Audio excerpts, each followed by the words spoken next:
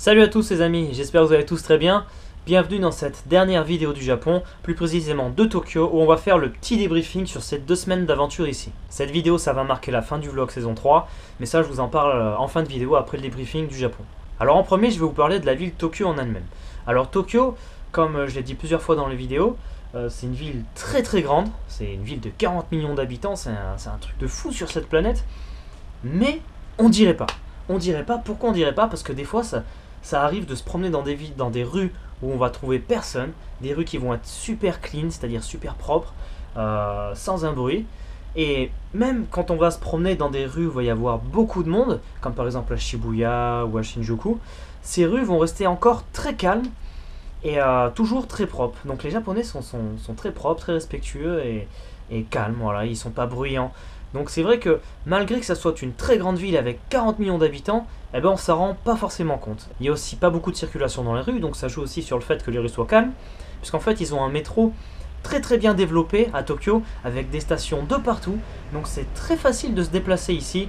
Le métro, il y en a de partout, il vous suffit de prendre une carte, comme on peut y avoir dans tous les autres pays, et là vous bipez votre carte, vous rentrez, vous sortez où vous voulez.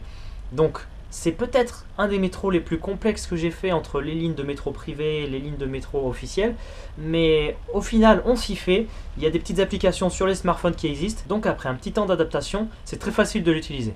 Ensuite, une fois que vous êtes arrivé à Tokyo, chose qui est très importante et qui est vitale, il faut manger. Et ça, la nourriture à Tokyo, la nourriture japonaise, c'est vraiment très bon. C'est pas de la nourriture bizarre.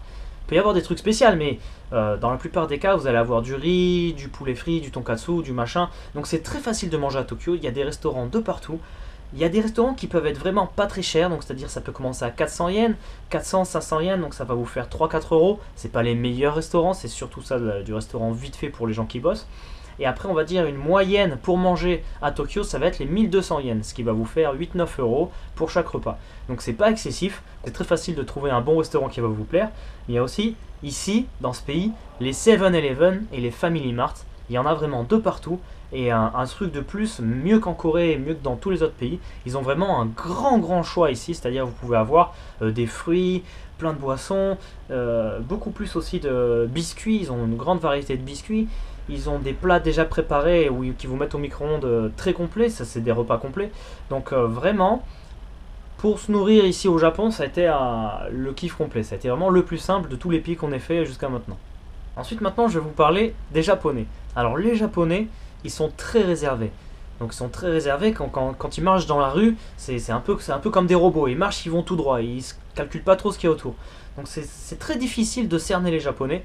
C'est très rare aussi de les croiser dans les yeux. Ils sont vraiment très, on va dire, entre guillemets, respectueux et très... ils vous embêteront pas, quoi.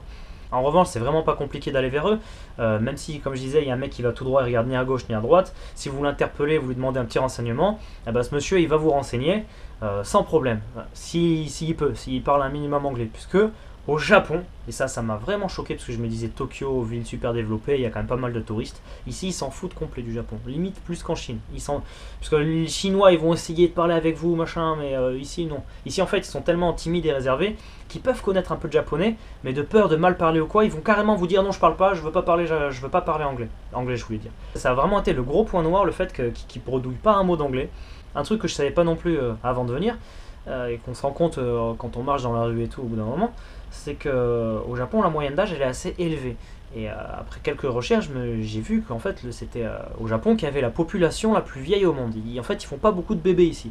Et il y a même des pronostics qui disent que là ils sont à peu près à 80 millions, que d'ici quelques années, si ça continue à ce rythme-là, ils vont arriver à 50 millions. C'est-à-dire la population japonaise, elle va vraiment beaucoup diminuer.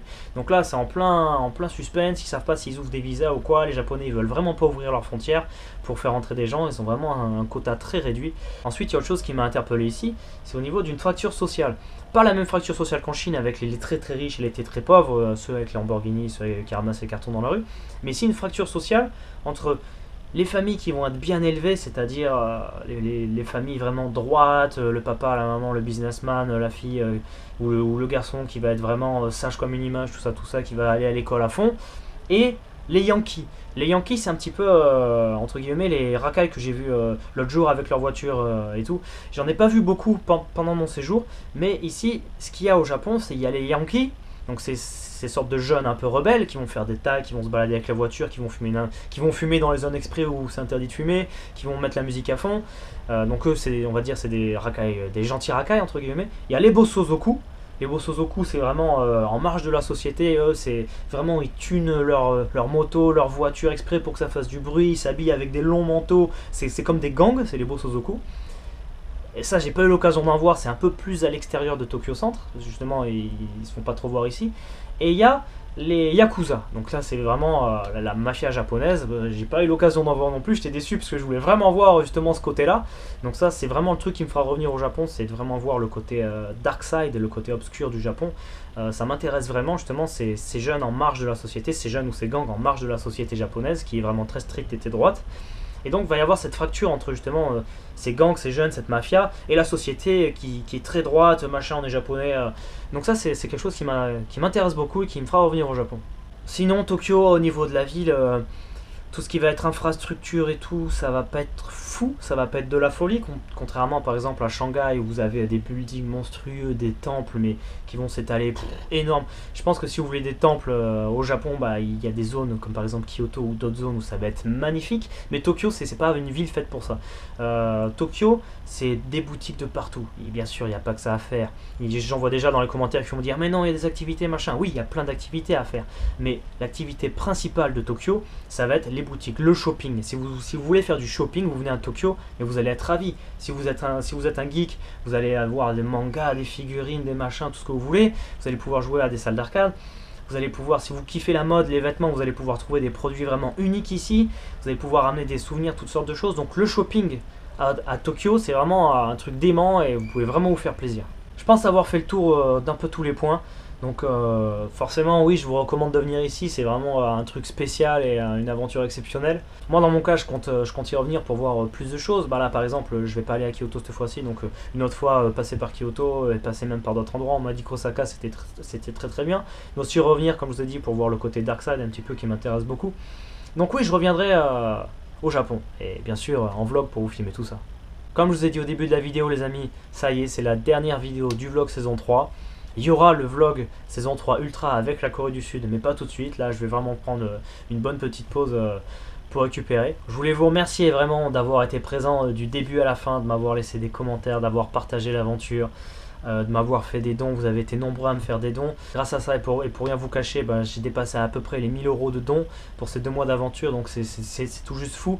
Comme je vous ai dit, je reviens dans pas longtemps pour vous faire un débriefing, une vidéo spéciale là, que je vais écrire pour vous chiffrer exactement tout ce qui a le coût total de la saison 3. Donc je vais écrire cette vidéo là dans les prochains jours, donc le coût total, toutes les dépenses. Je vais aussi écrire une vidéo débriefing de la saison 3 où je vais vous parler de la saison 3 en général, de tout ce qui a été fait en backstage, enfin de tout ce qu'on n'a pas parlé, ce que vous n'avez pas vu dans le vlog. Il y aura aussi l'after movie, une petite vidéo qui va retracer toute la saison 3 avec des images, la musique et tout. Donc ça c'est très long à faire, donc ça arrivera un peu plus tard. Donc il y aura encore des vidéos sur la chaîne avant que je reparte en Corée du Sud. Mais si vous voulez savoir exactement où j'en suis et ce que je prépare et tout, si vous voulez en savoir plus, n'hésitez pas à me suivre sur Twitter, c'est là où vraiment je vais être actif pour vous donner des news. Ah, et je vais faire un live aussi. Dès que je retrouve ma voix, dès que je retrouve ma voix à 100%, je vous ferai un live pour partager un peu plus de moments avec vous. Quand je repasserai par Paris, je referai un meeting. Donc plein de choses de prévues pour la suite les amis. Bien sûr, on reste connectés. Ça a vraiment été de la folie et un rêve, toute cette aventure et de la partager avec vous. Eh bien écoutez les amis, merci beaucoup pour tout ce temps que vous m'avez donné à moi, comme à Laurent ici. Le vlog, il se termine d'une façon un peu inattendue, soit, mais ce fut très intensif, très intensif pour Laurent comme pour moi. Moi de mon côté, je vais partir à Kyoto, donc continuer un petit peu sur ma lancée sur le Japon, et puis après je passerai par la Corée aussi, etc. Et le vlog se fut une grosse expérience, donc très intensif, mais super intéressant. Entre vos commentaires et vos retours et puis nos expériences personnelles, ce fut très bien. Je vous remercie encore de suivre les aventures de Laurent et moi-même. Je vous dis à très bientôt et je vous fais des très gros bisous, des gros câlins, des feux d'artifice. Les sols il n'y en avait pas beaucoup mais voilà j'ai essayé. Et puis gros bisous et câlins. Salut! Et Larry qui va bifurquer sur le bus pour Kyoto. Tout est prêt gros? Tout est pratiquement Pratiquement prêt. Pratiquement prêt. Pratiquement. J'ai failli oublier de vous faire le tirage au sort de la figurine Dragon Ball Z, le cadeau du passage par Tokyo. Écoutez, hop, j'ai noté sur des bouts de papier tous ceux qui m'avaient fait un petit don pour l'aventure Tokyo, et vous avez été nombreux pour l'aventure Japon. Comme quoi ça vous intéressait vraiment, il y avait plein de monde. Et attention, attention, attention, attention, attention les yeux fermés. Pouf, j'ai le papier, j'ai le gagnant, c'est Alexandre D. Alexandre D, il y a eu plusieurs Alexandre, donc ça c'est Alexandre D. Tu es le gagnant de la figurine Dragon Ball Z, félicitations à toi. Je vais noter un petit mot en dessous là. Et c'est le moment où je vous dis à très bientôt pour de nouvelles aventures. Ces 2 derniers mois, ça a vraiment été un gros kiff avec vous les amis. Vraiment, je vous dis à très bientôt et je vous sors mon plus beau et fameux Hasta la vista.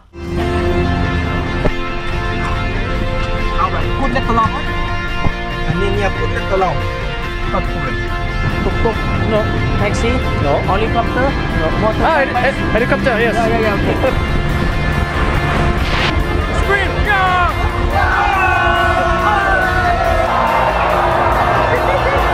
Oh là, c'est la folie.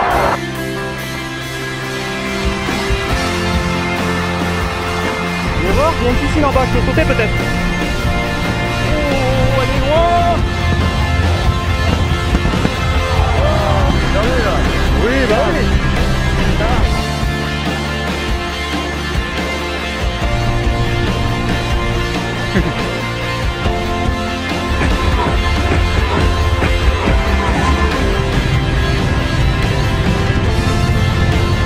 On va te la vue, ça, les amis.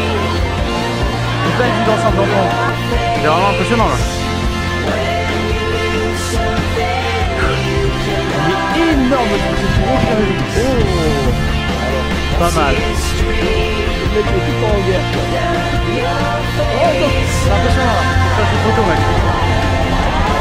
Et c'est très symbolique ici.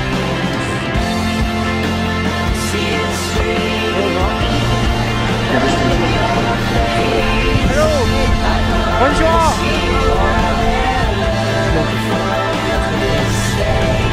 Il y a un observatoire là où on peut monter dans l'observatoire. À un moment tu ne sais pas où il faut regarder tellement il y en a.